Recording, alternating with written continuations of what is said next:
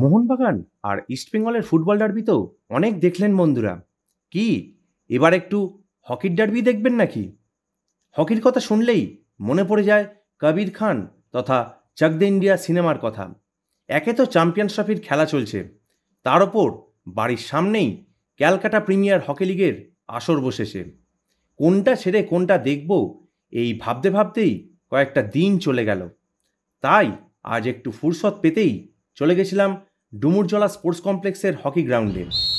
ও বাবা, গিয়ে তো দেখি খেলা পুরো জমে উঠেছে। সঙ্গে দর্শকদের জন্য আবার টেম্পোরারি গ্যালারির ব্যবস্থাও করা হয়েছে। টোটাল ৮খানা টিম পার্টিসিপেট করছে। খেলা চলবে ২৩শে মার্চ পর্যন্ত। তাহলে আর দেরি কিসের বন্ধুরা? হকির আনন্দ উপভোগ করতে হলে আসতেই হবে ডুমুরজলা হকি গ্রাউন্ডে। ধন্যবাদ।